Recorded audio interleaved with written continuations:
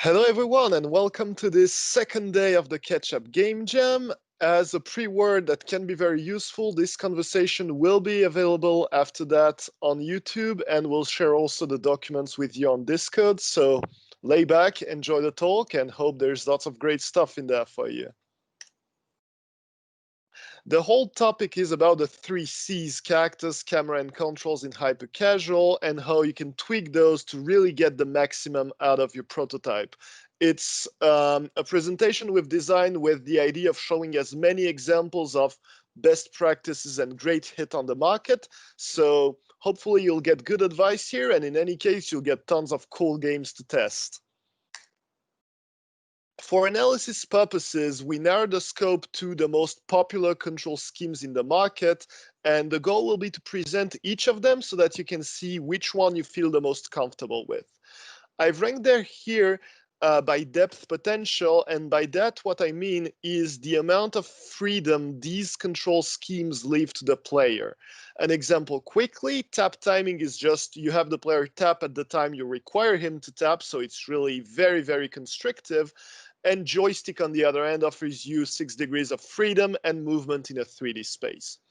Just to be perfectly clear, this is not to be taken as tap timing games are bad and joystick games are better, or draw is automatically deep and tap timing is not. The whole point of the presentation after that will be to show you how, with different mechanics and tweaking, you can make a tap timing game very deep if you want. So yeah, just feel free to experiment with any one of these control schemes and ask us if you've got any questions with them. Let's start with the most straightforward one, tap timing, which is very well represented here by Stack, one of our first hits. It really showcases its simplicity. You tap at the right time, you get the juicy effect, you're happy. You can notice here a few tricks that I use to even improve tap timing juiciness, which is having a nice combo system where the more you do well, the better you do, and also having something that's doesn't force you to make a perfect tap. There's either completely missing, losing a bit like we see here, or making a perfect tap, and that's a way to add a bit of forgiveness. Now, let's be fully honest, there's a few problems with tap timing, which is, first, it can get repetitive pretty quick, and two, you need to make it quite forgiving. Stack is an old game that's very difficult, so let's look at some more modern one, let's say, to see how to implement that. Very simple examples here, and again, before digging into those, you'll see that for all controls, we've made this deep depth scale depending on how many mechanics and how many game design ideas there is. Again, all these games are huge hits that have been scaled and very successful, so it's not a way to say this one's bad, this one's much better and deep. It's just to show you how you can gradiate the difficulty and the amount of controls you give the player, depending to what you feel comfortable and what you feel good working on. So starting with the simplest ways, Slap Kings is a game where you just tap at the right time, get a very nice visual reward, and move on. What makes the game is this super cool visual reward. It's a game with a lot of polish and animations, and that's why it's been quite popular. Going a bit higher on the difficulty scale, Hand Guillotine adds a bit of risk reward to the bunch, because you can chain combos quickly to get as much money as you want, or you can play it safe because you don't want your hand getting cut. Johnny Trigger tops that up with many different guns, different targets, and an overall very cinematic presentation. And last but not least, Knife Hit is very interesting because it's one of the rare tap timing games that adds a layer of thinking and strategy to the mix, because each tap influences the next one. If you want to get all of your knives into this cheese wheel, well, you have to go fast, but you have also to, really think where those knives are gonna land. Moving a bit higher on the scale, we've got swerve controls, which are the king of runner games, and they're great because they give your player a bit of freedom on one axis, a 2D one, and they let you, the game designers, do all the rest. A few things to keep in mind though: show really well what's coming ahead, like the zombies here, so that players don't have a bad surprise, and have something where the slide is very reactive, because you'll need that to make controls go smoothly.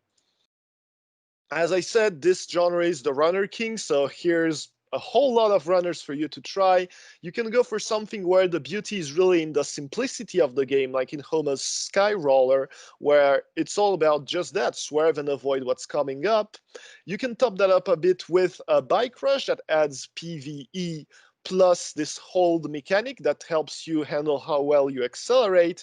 And then if you want to really go deeper, aquapark.io is super smart in the way it allows players to take shortcuts and break the official mold of the race.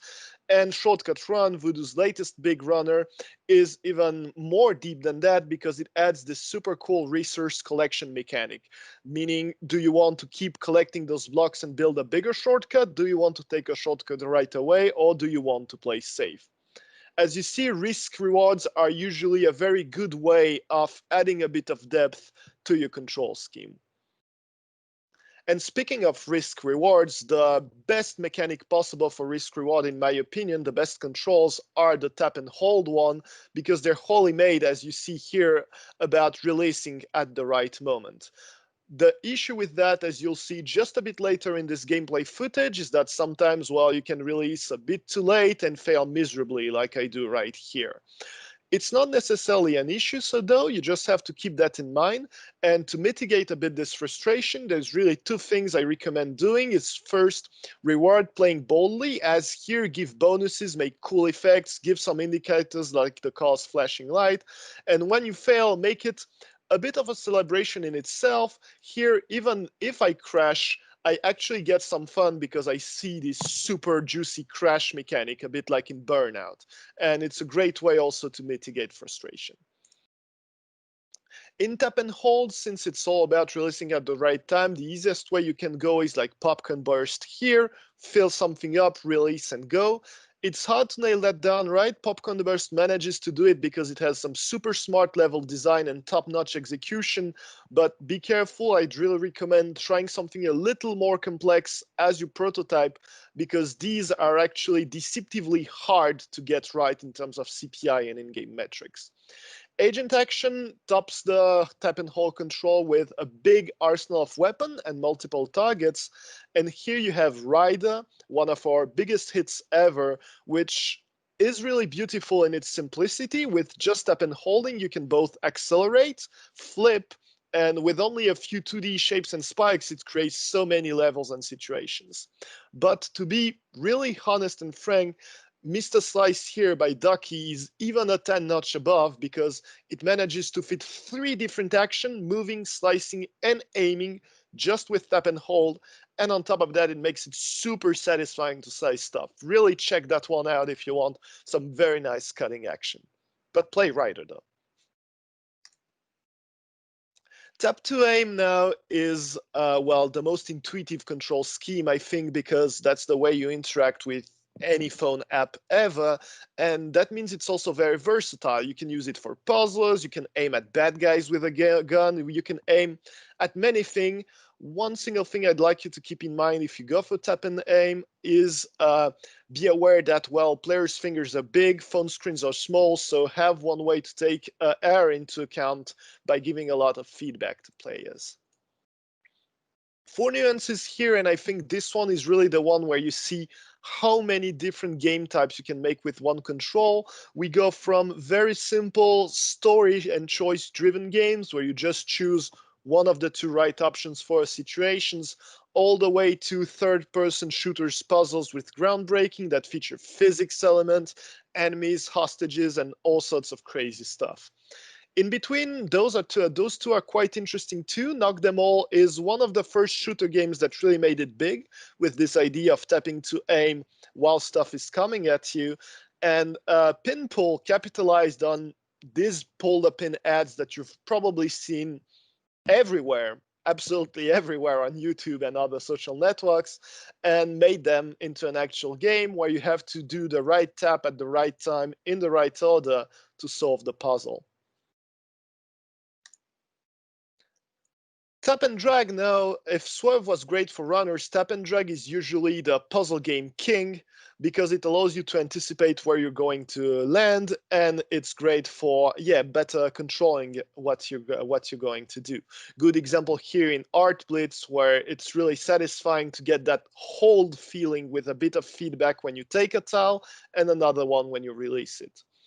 A small thing to keep in mind, though, is that since, well, you're holding something, that means your finger will be on the screen. So be sure that you take that into account when making your game's graphics so that it doesn't hide an important or crucial part of the action.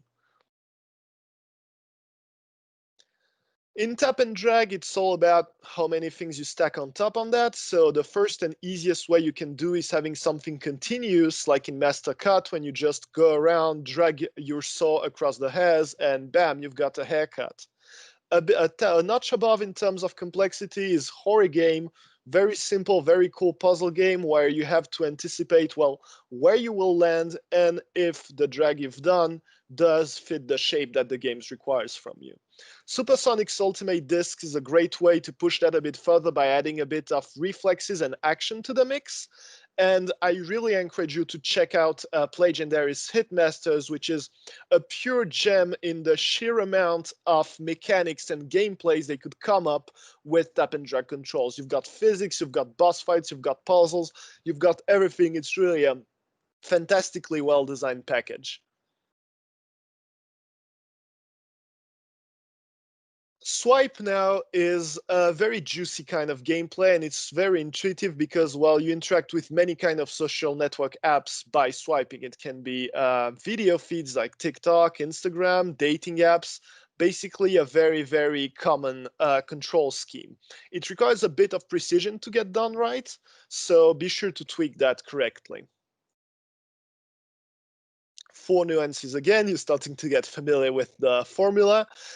First and foremost, you've got what we call the Tinder swipe, which is, well, as on Tinder, swipe left or right depending on what's the right option. Here's a great implementation in Home as Guilty.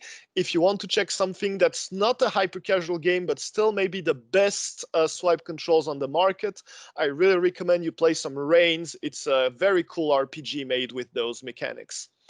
Then going a bit above, well, it's all the directions you can swipe. All these three games allow swipes in all four directions. And what makes them different in terms of complexity is how they layer those directions. In Stacky Dash, you just go any direction you want. There's very few ways to lose, at least in the first 10, 20 levels. And once you collect it all, you move to the next. So it's the pure pleasure of navigating a labyrinth. Popcorn Sandwich take that a notch higher because here you have to actually swipe in the right order to complete your whole sandwich. And 2048, our original smash hit, adds on top of that combo metrics, resource, space management. So it's a very, very addictive puzzle game. Really play this one if you're curious. Old school, but very good. When it comes to drawing, what's amazing about it is obviously how creative it gets. It gets very creative for the player because, well, they can draw anything they want, and it gets creative for UA, for your marketing, because you can try so many things with that tiny drawing space. However, there's also some limitations to take into account.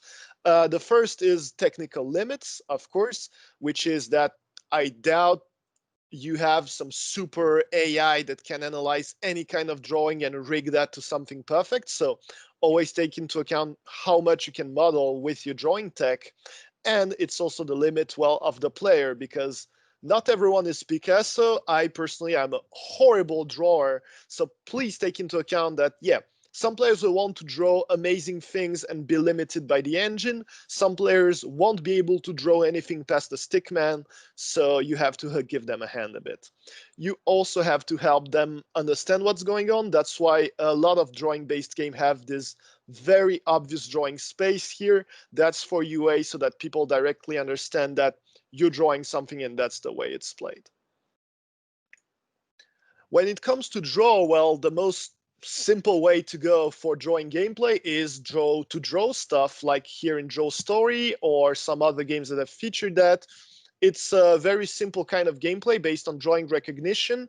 It has worked well, but I wouldn't recommend you going for this one just because there's quite a bit on Game of the Market here, and I'm afraid this trend has a bit passed. However, there's still tons of great stuff to draw, and you can take inspiration from these other ones. Samurai Slash is all about drawing to react to incoming projectiles. You just draw a simple shape to cut what's coming up. Very reminiscent of games like Fruit Ninja, for instance, and all around a super fun first-person runners. Great inspiration for the Gems theme. You can draw also to draw path with one of for the first hits from Lion Studios, Happy Glass, draw to adapt to the terrain. And if you want to take that a bit above still, you can draw live to adapt to what's coming up. And that's what made the success of some of Voodoo's Draw Runner, like Draw Call, like Scribble Rider, like Draw Climber. Again, since so many games have been scaled with that, maybe it's a tad hard to make something fresh out of it. But if you have an idea, please tell me and let's check that out together. And last in the complexity scale, the big classic joystick style that's present also in more classic gaming, casual or even mid-core. What's great is it gives you full control of your character. You can go any way you want, lots of players' freedom, but with lots of freedom comes also lots of possibility, well, to mess up and to have issues. So if you go with joystick controls, really work on your level design to minimize the risk of player mistake, because it can get quite complex quite fast. In terms of readability, always have the joystick on screen so that, again, people understand how it's played, and really tune the camera so you can see both in the front, behind the character, all at once. 4 nuances here, starting with Desert Riders, where the joystick is just a simple aim indicator, and you can release it just to dodge stuff. Samurai Flash by Supersonic adds time control mechanics to that and enemy versus.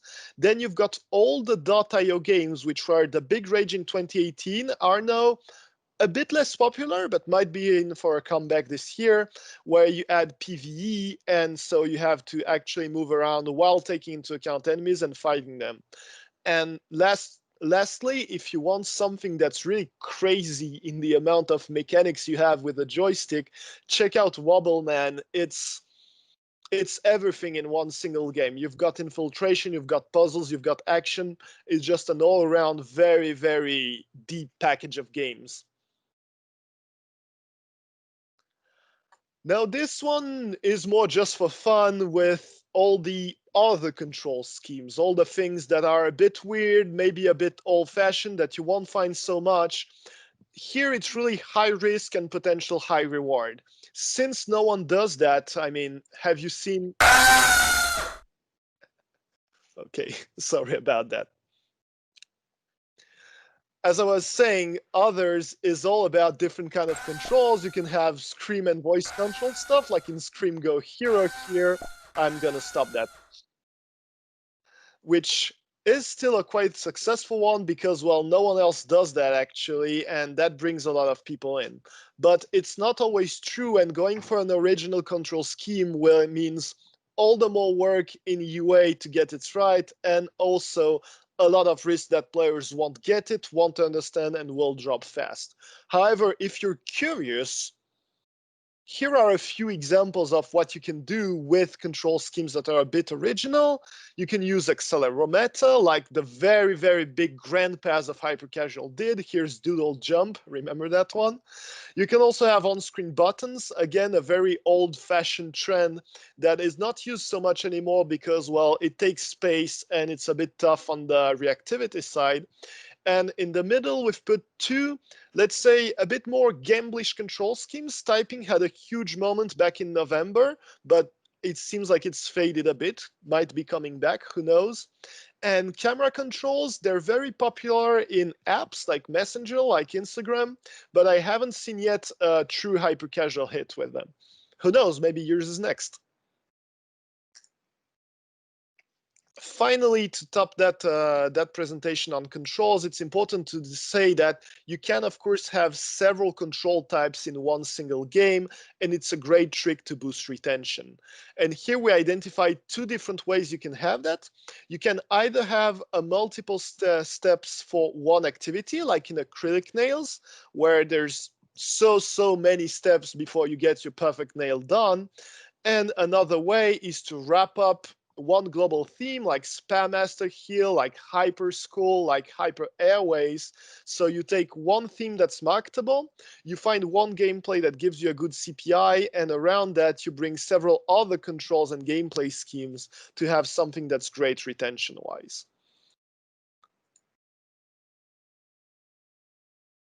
And another way, finally, and something I really encourage you to do in your prototypes is mix and match. Mix and match is awesome to innovate, and it's a way to remember the most innovative games are the ones that actually broke this scheme we carefully made and create their own gameplays and rules.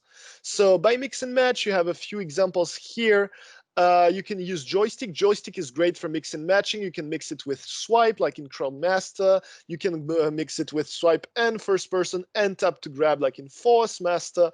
It's really a very adaptive one. And swerve is also one control type that often get mixed with other kinds, like here in hold to flip with flippy race, and in swing loops, which actually has both swerve, swipe, and tap and hold in one package that feels very good to play.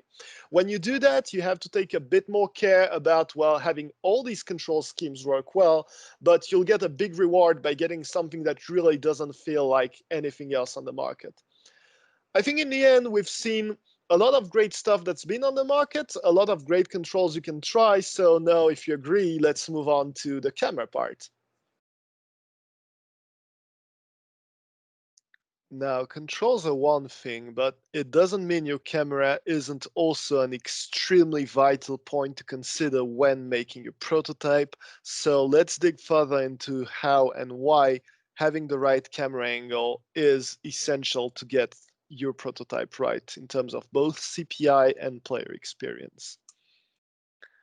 What matters is always think of what camera will fit your ID. I'm saying that because camera will impact everything from your controls to your game design to your CPI to the way you monetize your game. So really pick something you're comfortable with and be aware of the advantages each genres offer.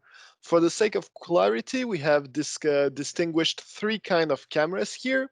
Classic third person that gives the player's avatar a central role, first person camera that puts you directly into the shoes of the avatar, and fixed camera, which is a slow, limited movement camera, and that is usually restricted for puzzle games and quieter genres like this one.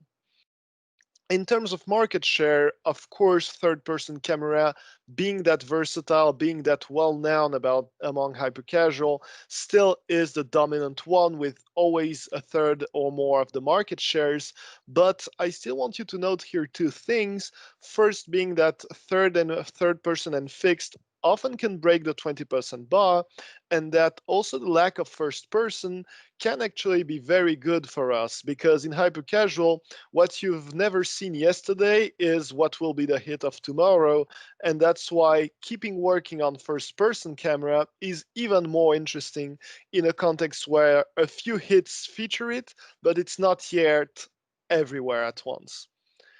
Now, to understand why it's everywhere, we thought the first step would be to analyze first third person camera. And the most popular angle of hyper casual ever, the one you might have seen even if you've played only 2 games, is of course the third person from the back, which is in runners, action games, puzzle, basically any kind of game. And there are two very good reasons for that. The first is it's a super dynamic camera angle and a very versatile one that you can tweak. You can put it closer to your character, you can center your character, have him a bit on the left, like it's the case here in Flippy Boat and most runners. You can do a lot with it, and it always helps player anticipate what's ahead of them. So it's great for that. It's also great because since the character is so central in it, it's perfect for putting different skins, and that's great because it on one part it helps you advertise your game better by testing different skins for CPI. And when you start gearing up for monetization, it's of course a great emphasis on what the players can purchase. Be sure, however, that this requires a bit of tweaking to get right, but it's really an angle that you can make everything work with. An angle that's a bit less known but still very interesting is what I call the top-down view, and that's angles like those that give you a much broader view on the overall map. The reason we love them is that they allow you to show a lot of elements and have players evolved in a semi-open space without confusing them too much with many information, or like you can see with staff on the right, sorry. It's great also to have a lot of features that display at once in a puzzle-oriented game. And I think since one of the themes here is break and collect stuff, which might show a lot of on-screen information, this one is really one I encourage you to think about when you're making a prototype.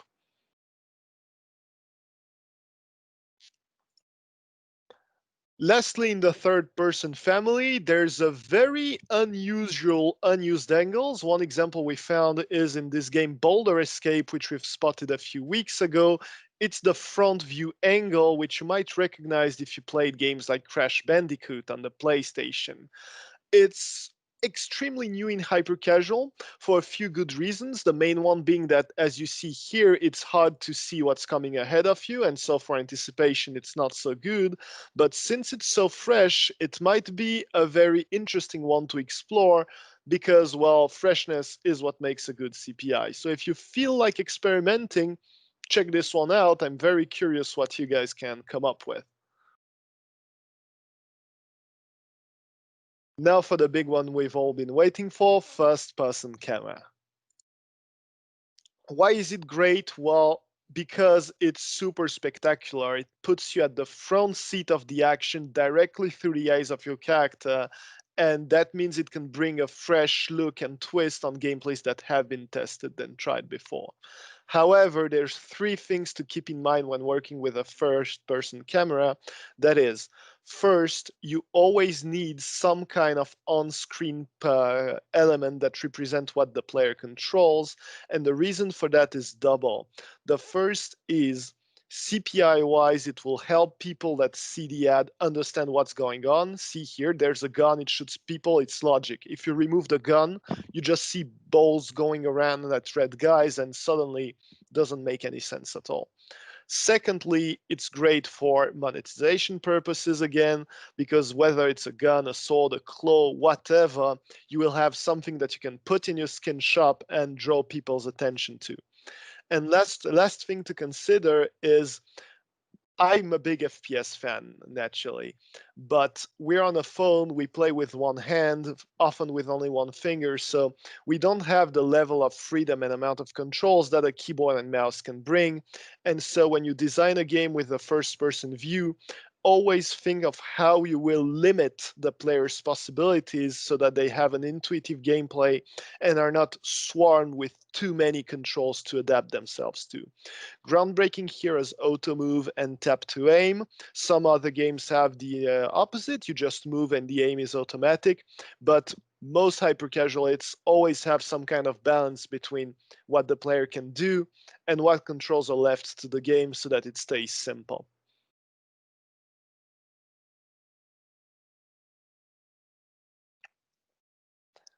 Finally, some very quick words on the fixed camera. It's not a very complex one, and that's why I'll go quickly over it. It's good for two kind of games. Puzzle games that feature really on reflection, like Origame, where the core pleasure of the game is finding the puzzle solution, and games like Barbercut, which we call simulation games, which feature really on one satisfying experience, often something based on real life. For those, a fixed camera will do the trick. It's nothing extraordinary, but it's easy to make and it can do the job.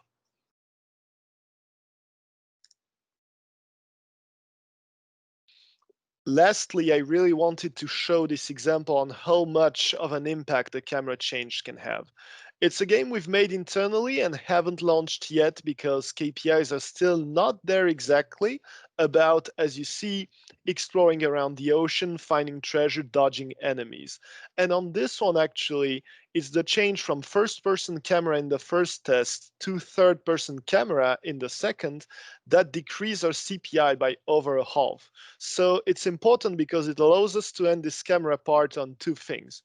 First person camera is not always the magic solution to make your CPI and game better. It's just that, secondly, you have to always think of the type of game you want to make and the strength that your game has. For this game, for instance, what we think the player wants is this sensation of being free in quite a big space, exploring stuff. And for that, a third person camera with a character really helps more, well, see the entirety of what's around, of the enemies coming, and we think that's why here it worked best. But for some other games, it's the complete opposite, and first-person camera works better. So there's no magic solution. It's all about what you feel comfortable working on and what you think is your game's main selling point. Now, let's move on. So now that we've seen controls, camera, let's move to the third and maybe the most elusive of the three C's, which is characters. Why do I say elusive? Well, that's because you all know some famous AAA gaming mascots, Sonic, Mario, whatsoever, but in hyper-casual, we don't really have these kinds of heroes. I'd say the actual heroes are the guys making all these very familiar faces from the Unity asset stores that are so used in prototypes and scaled games alike as placeholders or as actual features. So if these guys are so famous, does that mean characters don't matter at all? Yes and no. It's a tad more complicated than that because, on one side, it's true that, as we've been seeing, what matters most is your core gameplay, but the characters can actually serve your core gameplay and your game's marketability by quite a few bits. And that's because they can lower your CPI, not by drastic means like a change in core gameplay or camera can, but they can do that extra bit of difference that you need to go from good to launchable CPIs by differentiating yourself enough from the rest of the competition. If your faceless humanoid is a baby or has a few sunglasses, maybe that's just enough. And it will also help you to build what could resemble an IP, something that's definitely recognizable, not only in your game, but also in your overall studio. You can really build a studio awareness with a few famous characters, and that can help you get organic installs down the run, which, as IDFA is ending and UA can be a bit uncertain, is definitely a plus you want to have. Now, to understand where these guys come from, let's go back a bit in history together and see how aesthetics in hypercasual evolved. Reason I absolutely love working in this industry is that you can see here how far we've come in only 5 years. It's a gap that I'd compare to at least two console generations, going from super simple three colors 2D aesthetics to rigged 3D characters with very neat background, and that's just amazing. However, 2D was here for a reason at first, actually for several reasons. The first being, well, try running any game from 2020 in an iPhone 3S and you'll directly see that technically, let's say we weren't ready yet. But it's also because at that time we still had browser-based games, Facebook games, they were big back then, remember? And so 2D aesthetics were quite marketable in hypercasual because players were familiar with them and understood easily what they mean. With a few lines, a few spikes, you had something that everyone clicking could understand. Last but not least, they were fairly easy to make, which when you're a small team on a shoestring budget, of course always helps. The move to 3D was a huge game changer because as phones got stronger and we got the tech to pursue 3D assets, it unlocked whole new ways to do hyper-casual gameplays with things like perspective that you can see in the screen here or physics coming into play. If we kept very minimalistic at first, especially until 2018, is because, well, first, it was still better for the hardware and could run on phones that weren't quite the workhorses that we have today, but also for an early marketability reason, which is that some settings can be divisive. We often talk about science fiction or fantasy at setting that fits hyper casual not so well. Whereas, well, something abstract is the same everywhere else. No matter where you live in the world, a ball will roll and fall all the same. And so you had a very universal marketability. However, this universal marketability don't last forever because as for 2D before, the more people saw these 3D abstract assets, the more tired they got of it and the more getting a good CPI only with balls bouncing around became complicated as hundreds and hundreds of studios joined the hyper-casual race. And that's why later on we've seen a huge push toward more relatable settings with humanoids-like characters and a few themes like cops and robbers, or for instance, prison escape, or firemen, or every other kind of daily jobs.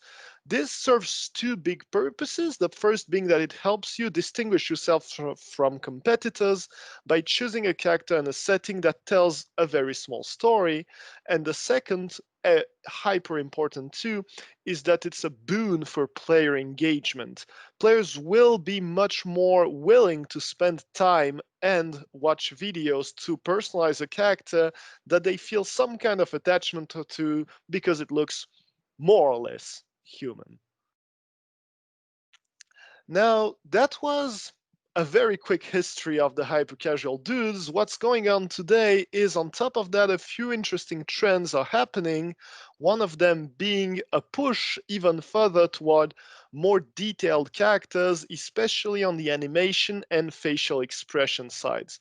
Look at the sausages in Wacky Run, the way they smile, the way they keep crawling when they get cut. It's really amazing to see how much a few details in animation allowed by the still ever growing tech and the big talent of, of hyper casual studios can allow to have games that are super juicy to look at and very funny. This comedy factor is very, very important to really reach the heart of a hyper casual audience. You can reach their heart this way, but if you want them to get into the head of their characters, the first person view is also, of course, a huge, huge trend. And here we wanted to make the distinction between three kind of first person view that I really encourage you to toy with. The most maybe intuitive is what we call the grounded body because it's closest to what you see in classic first-person shooters. Very heavy body, very represented. Here you can see whole hands of guns, reloading animations in Zombie Royale, something to really feel like you are the character. On the complete opposite of the spectrum, what we call the invisible body is when you actually just see a tool and the focus is more on the action the character is performing. Here, cleaning horrible teeth, but it can really be anything, doing manicures, doing wax play, whatever, as long as you see the character. And floating body is some kind of an in-between where you still have one character, but it's not really the main part. Finally, but I will go a bit quickly over there, some games don't need characters at all, but that should be reserved to two very specific themes in my opinion. It's either games that are very reflection oriented, like Origame or now or Tangle Knots, where the whole goal is to show a nice puzzle that people want to solve, or some game that focus on a pure blissful feeling like Legendary's Perfect Cream can also be completely devoid of any way for the players to represent themselves. A very cool case study we have on how important the good setting and character can be is in Master Thief. Did you know that actually Master Thief wasn't a thief at all at the beginning, and the first prototype we tested was all about, well, moving around in a hostile environment, but it was, as you see, rooftop zombies. And that didn't perform well at all CPI wise, but we had some pretty good in game metrics and kept iterating, kept the real same gameplay, move around guys, play with physics, avoid enemies, put a more relatable cops and robbers theme on it, and beam, a CPI that's scalable and a game that everybody likes. So just to sum up, what makes this UA video much better than the other? First, it's directly catchy. We start with a big wow moment where you grab that picture. It's even more understandable because you immediately recognize a thief and the guys running after him, and it has a nice coat of polish, which always helps sell your game. What's next?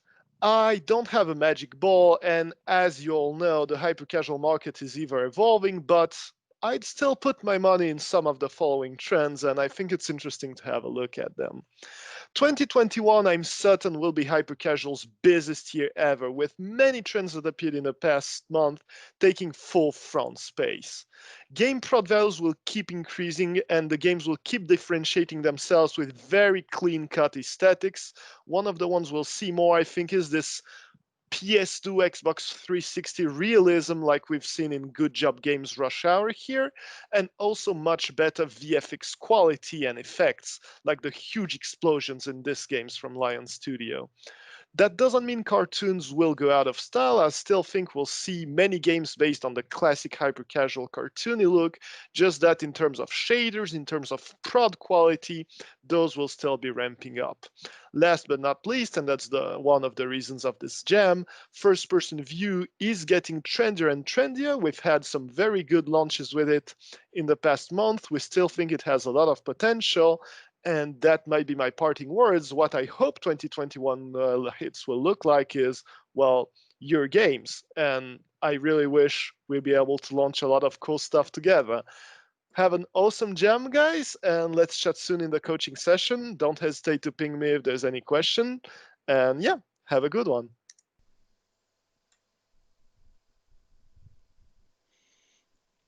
Hey guys, hope you enjoyed this amazing presentation. It was a bit long, very dense, but a lot of things to take and to implement, I think, in your in the games you will be creating in the upcoming days. Well, if you have any questions that you want to share with us, if you have any questions regarding first the presentation or just the overall organization of the jam, this is the time. So we'll be live a few minutes to answer them.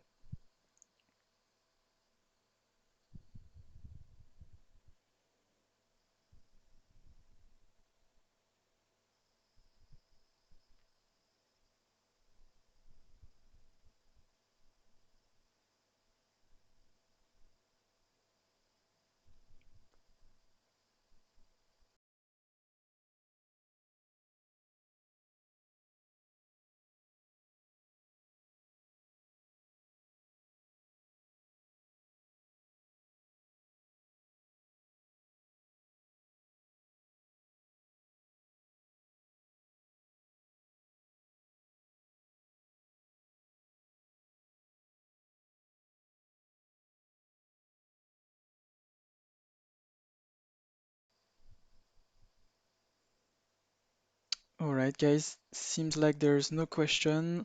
Anyway, we are always available in the chat and you'll be able to meet us if you need anything. So